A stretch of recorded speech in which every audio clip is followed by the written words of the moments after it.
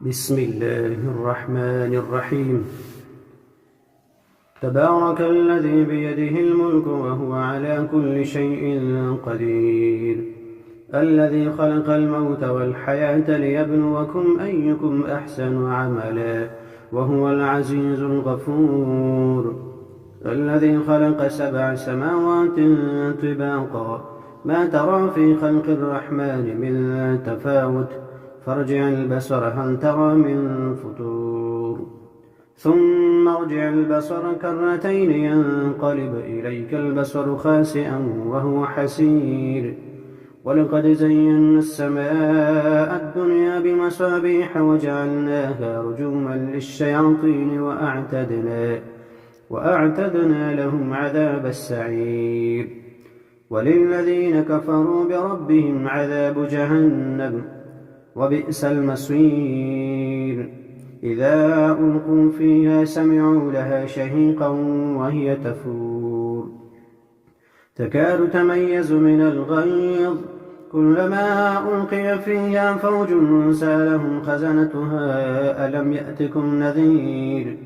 قالوا بلى قد جاءنا نذير، فكذبنا وقلنا ما نزل الله من شيء إن أنتم إلا في ضلال كبير، وقالوا لو كنا نسمع أو نعقل ما كنا في أصحاب السعير، فاعترفوا بذنبهم فسحقا لأصحاب السعير. إن الذين يخشون ربهم بالغيب لهم مغفرة وأجر كبير، وأسروا قولكم أو اجهروا به إنه عليم بذات الصدور، ألا يعلم من خلق وهو اللطيف الخبير. هو الذي جعل لكم الأرض ذلولا فامشوا في مناكبها وكلوا من رزقه وإليه النشور. أأمنتم من في السماء أن يخسف بكم الأرض فإذا هي تمور، أم أمنتم من في السماء أن يرسل عليكم حاصبا، فستعلمون كيف نذير. ولقد كذب الذين من قبلهم فكيف كان نكير. أولم يروا إلى الطير فوقهم صافات ويقبضن ما يمسكهن إلا الرحمن إنه بكل شيء بصير. أمن هذا الذي هو جند لكم ينصركم من دون الرحمن إن الكافرون إلا في غرور. أمن هذا الذي يرزقكم إن أمسك رزقه بل لجوا في عتو ونفور. أفمن يمشي مكبا على وجهه أهدى أم من يمشي سويا على صراط مستقيم. قل هو الذي أنشأكم وجعل لكم السمع والأبصار والأفئدة قليلا ما تشكرون. قل هو الذي ذرأكم في الأرض وإليه تحشرون. ويقولون متى هذا الوعد إن كنتم صادقين. قل إنما العلم عند الله وإنما أنا نذير مبين. فلما رأوه زلفة سيئت وجوه الذين كفروا وقيل هذا الذي كنتم به تدعون. قل أرأيتم إن أهلكني الله ومن معي أو رحمنا فمن يجير الكافرين من عذاب أليم. قل هو الرحمن آمنا به وعليه توكلنا فستعلمون من هو في ضلال مبين. قل أرأيتم إن أصبح ماؤكم غورا فمن يأتيكم بماء معين. بسم الله الرحمن الرحيم. إذا وقعت الواقعة ليس لوقعتها كاذبة خافضة رافعة. إذا رجت الأرض رجا وبست الجبال بسا فكانت هباء منبثا وكنتم أزواجا ثلاثة فأصحاب الميمنة ما أصحاب الميمنة وأصحاب المشأمة ما أصحاب المشأمة والسابقون السابقون أولئك المقربون في جنات النعيم ثلة من الأولين وقليل من الآخرين على سرر موضونة متكئين عليها متقابلين يطوف عليهم ولدان مخلدون بأكواب وأباريق وكأس من معين لا يصدعون عنها ولا ينزفون وفاكهة مما يتخيرون ولحم طير مما يشتهون وحور عين كأمثال اللؤلؤ المكنون جزاء بما كانوا يعملون لا يسمعون فيها لغوا ولا تأثيما إلا قيلا سلاما سلاما وأصحاب اليمين ما أصحاب اليمين في سدر مخضود وطلح منضود وظل ممدود وماء مسكوب وفاكهة كثيرة لا مقطوعة ولا ممنوعة وفرش مرفوعة إنا أنشأناهن إن شاء فجعلناهن أبكارا عربا أترابا لأصحاب اليمين ثلة من الأولين وثلة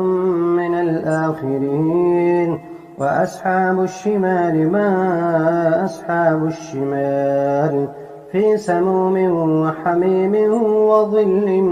من يحموم لا بارد ولا كريم إنهم كانوا قبل ذلك مترفين وكانوا يصرون على الحنث العظيم وكانوا يقولون أئذا متنا وكنا ترابا وعظاما أئنا لمبعوثون أوآباؤنا الأولون قل إن الأولين والآخرين لمجموعون إلى ميقات يوم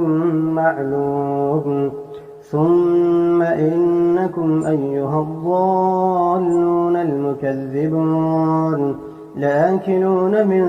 شجر من زقوم فمالئون منها البطون فشاربون عليه من الحميم فشاربون شرب الهيم هذا نزلهم يوم الدين نحن خلقناكم فلولا تصدقون أفرأيتم ما تمنون أأنتم تخلقونه أم نحن الخالقون نحن قدرنا بينكم الموت وما نحن بمسبوقين على أن نبدل أمثالكم وننشئكم فيما لا تعلمون ولقد علمتم النشأة الأولى فلولا تذكرون أفرأيتم ما تحرثون أأنتم تزرعونه أم نحن الزارعون لو نشاء لجعلناه حطاما فظلتم تفكهون إنا لمغرمون بل نحن محرومون أفرأيتم الماء الذي تشربون أأنتم أنزلتموه من المزن أم نحن المنزلون لو نشاء جعلناه أجاجا فلولا تشكرون أفرأيتم النار التي تورون أأنتم أنشأتم شجرتها أم نحن المنشئون نحن جعلناها تذكرة ومتاعا للمقوين فسبح باسم ربك العظيم. فلا أقسم بمواقع النجوم وإنه لقسم لو تعلمون عظيم. إنه لقرآن كريم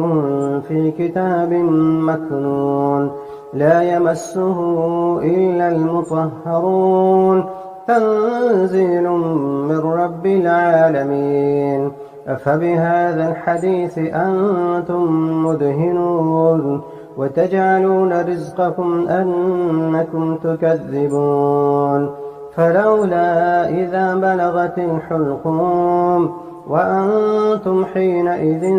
تنظرون ونحن أقرب إليه منكم ولكن لا تبصرون. فلولا إن كنتم غير مدينين ترجعونها إن كنتم صادقين. فأما إن كان من المقربين فروح وريحان وجنة نعيم. وأما إن كان من أصحاب اليمين فسلام لك من أصحاب اليمين. وأما إن كان من المكذبين الضالين فنزل من حميم وتصلية جحيم. إن هذا لهو حق اليقين. فسبح باسم ربك العظيم.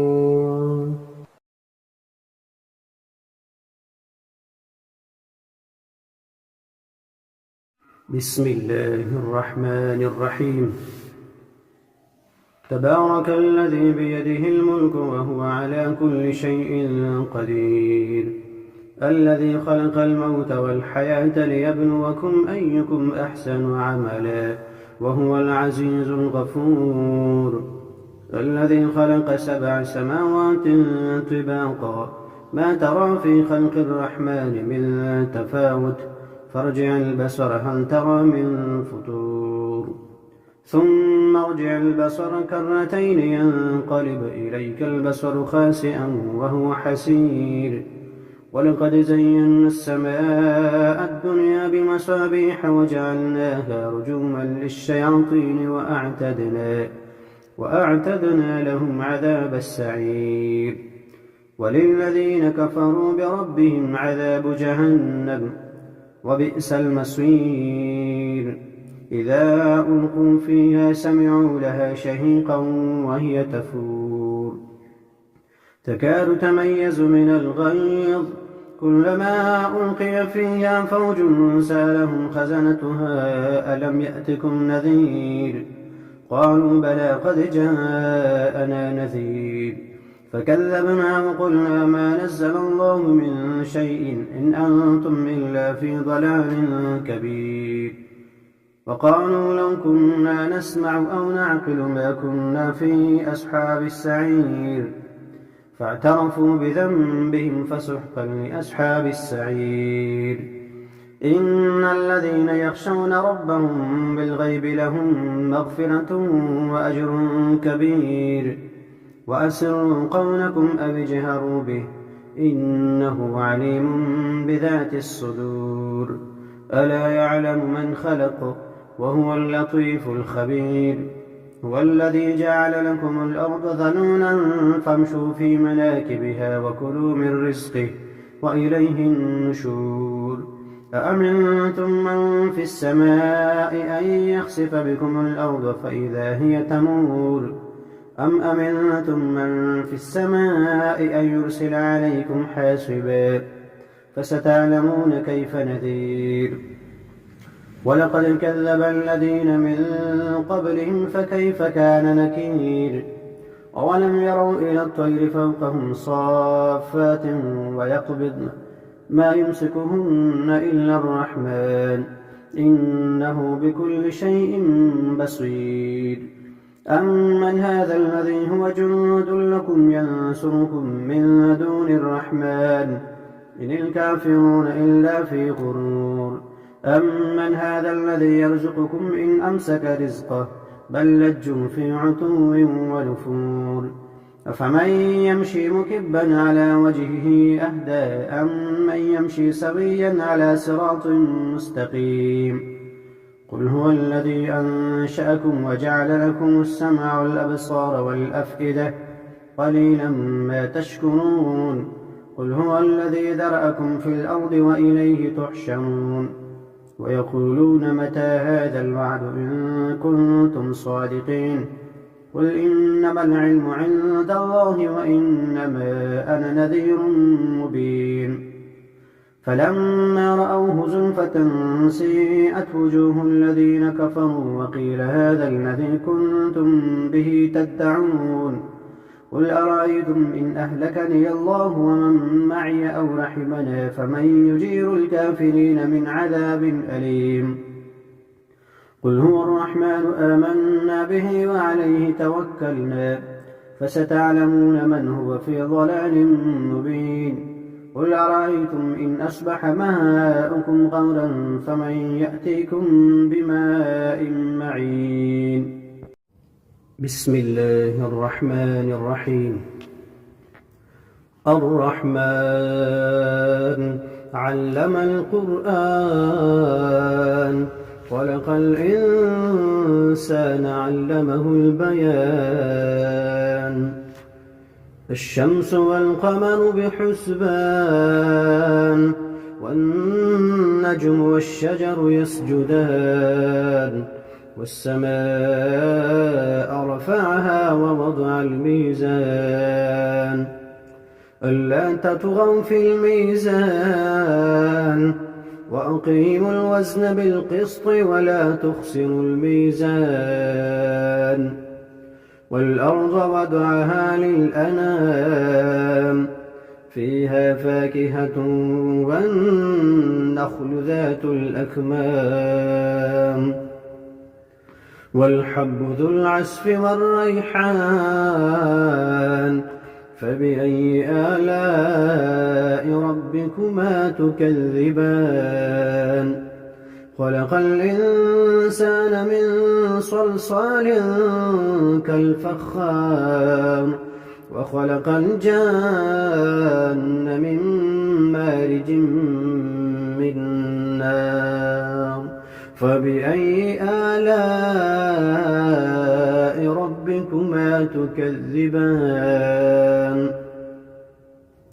رب المشرقين ورب المغربين فبأي آلاء ربكما تكذبان مرج البحرين يلتقيان بينهما برزخ لا يبغيان فبأي آلاء ربكما تكذبان يخرج منهما اللؤلؤ والمرجان فبأي آلاء ربكما تكذبان وله الجوار المنشآت في البحر كالأعلام فبأي آلاء ربكما تكذبان كل من عليها فان ويبقى وجه ربك ذو الجلال والإكرام فبأي آلاء ربكما تكذبان يسأله من في السماوات والأرض كل يوم هو في شأن يسأله من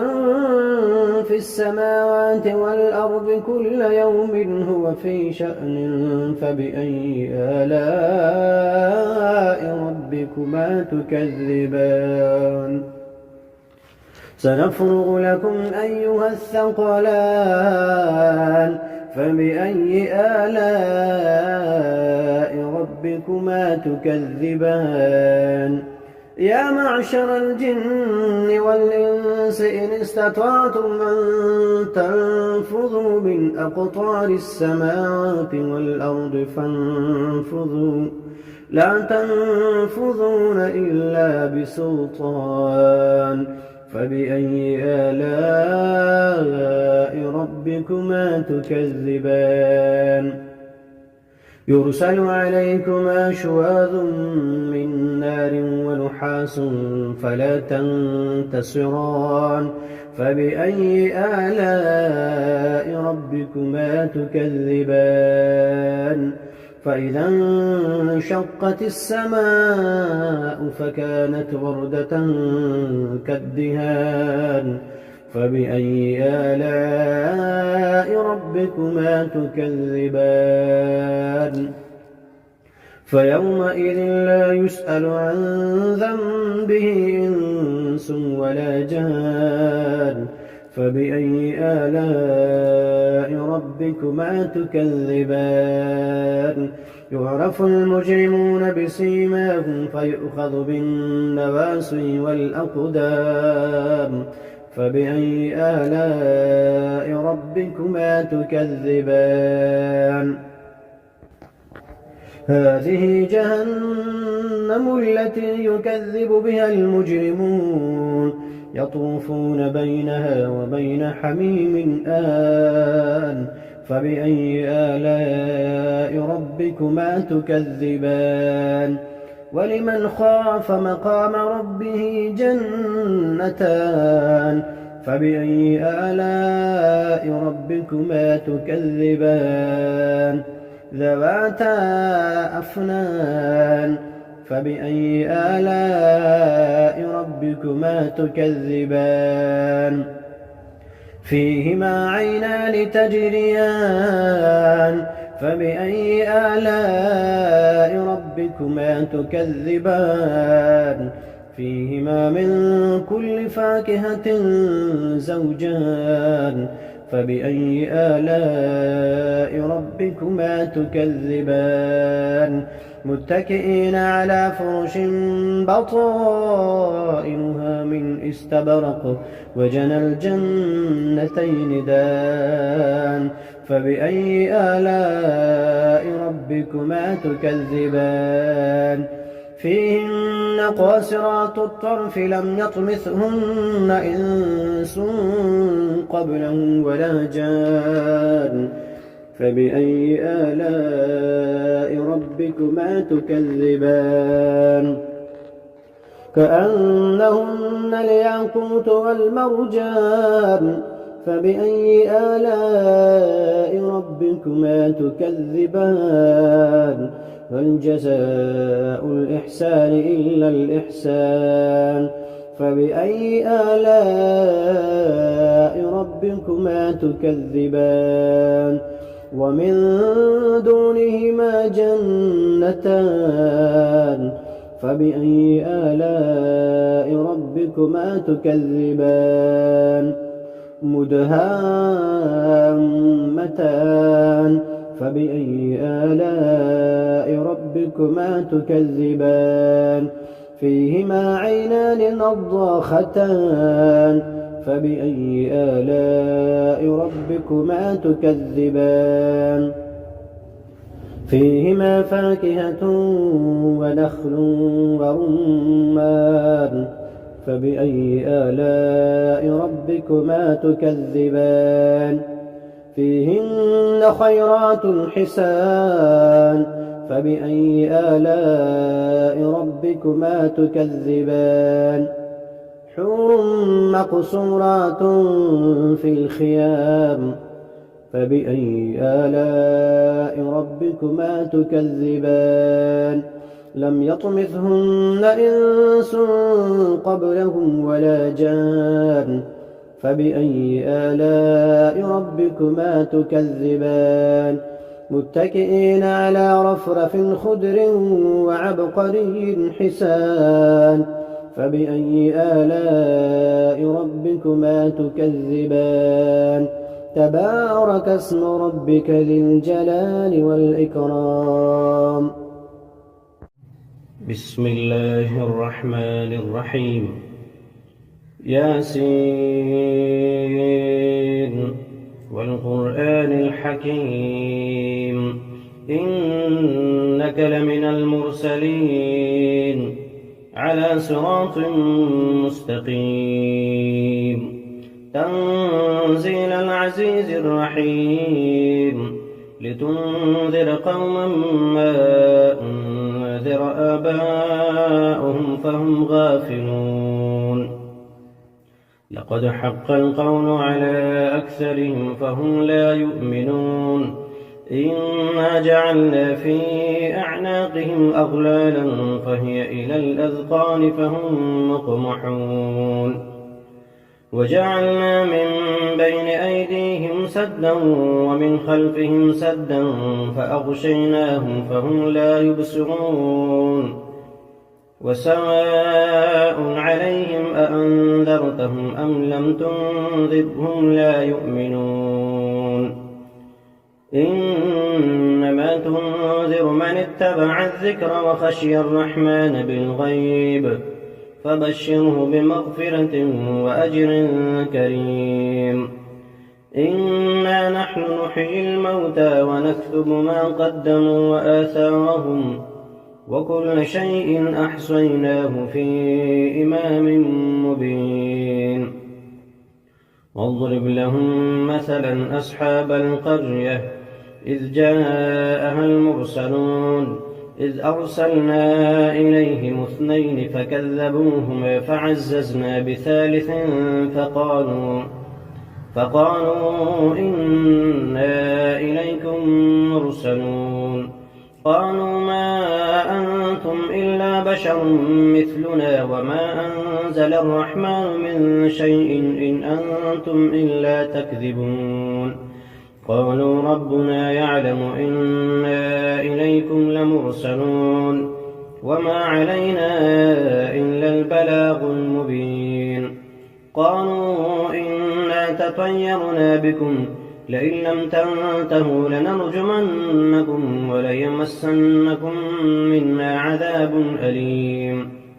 قالوا طائركم معكم أئن ذكرتم بل أنتم قوم مسرفون وجاء من أقصى المدينة رجل يسعى قال يا قوم اتبعوا المرسلين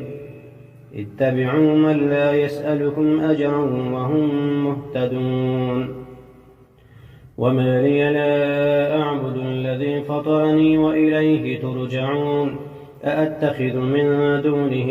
آلهة إن يردني الرحمن بضر لا تغن عني شفاعتهم شيئا ولا ينقذون إني إذا لفي ضلال مبين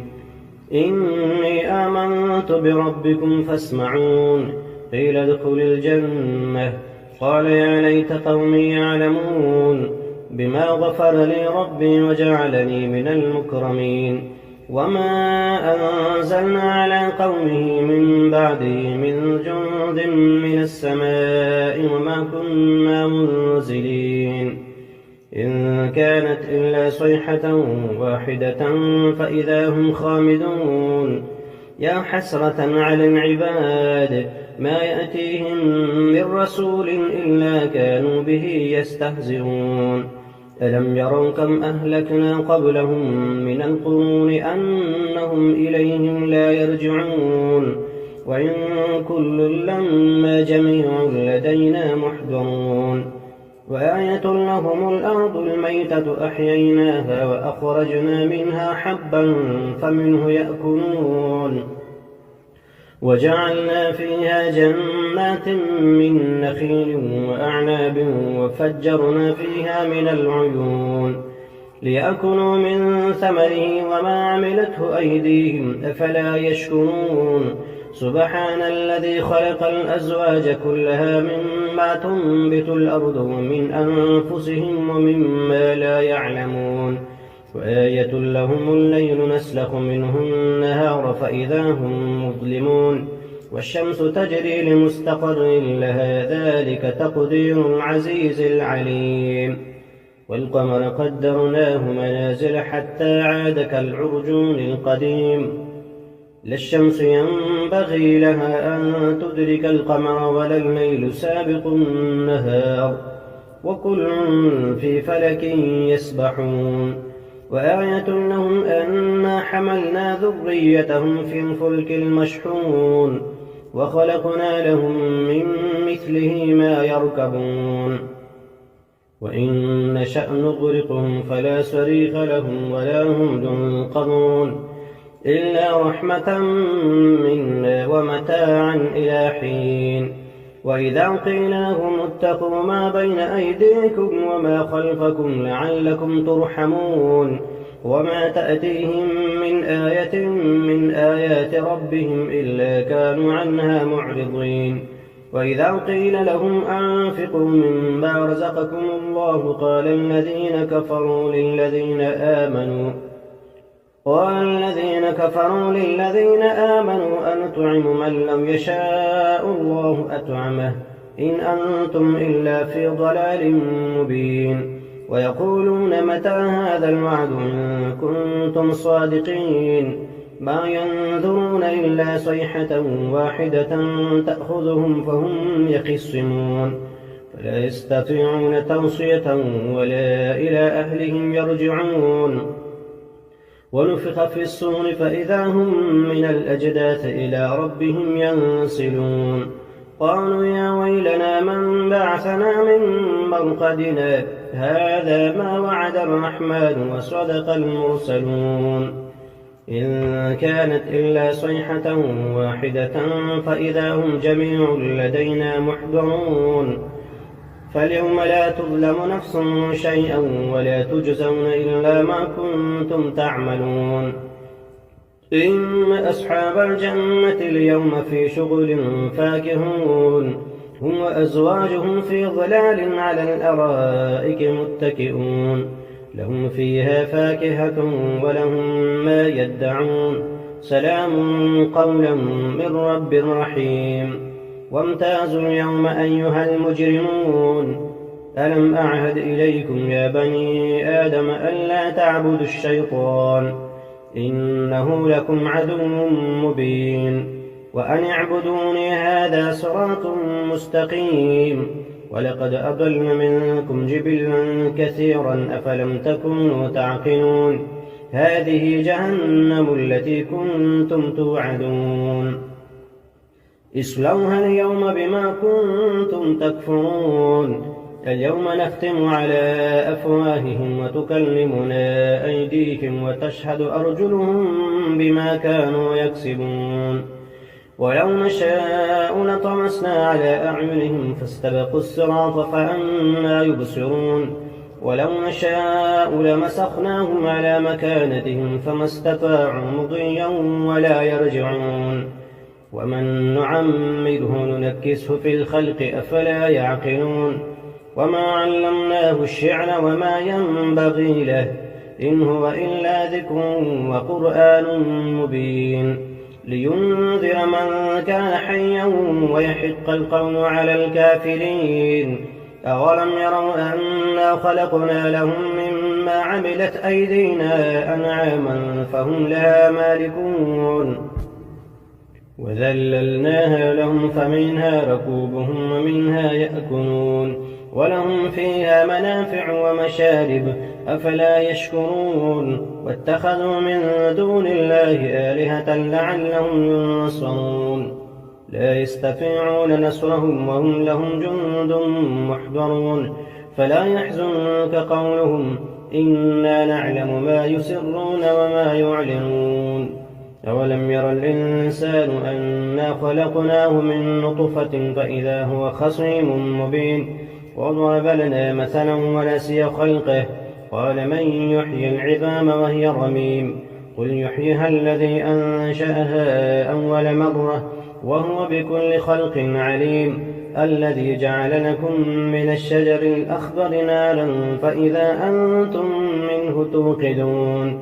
أوليس الذي خلق السماوات والأرض بقادر على أن يخلق مثلهم بلى وهو الخلاق العليم إنما أمره إذا أراد شيئا أن يقول له كن فيكون فسبحان الذي بيده ملكوت كل شيء وإليه ترجعون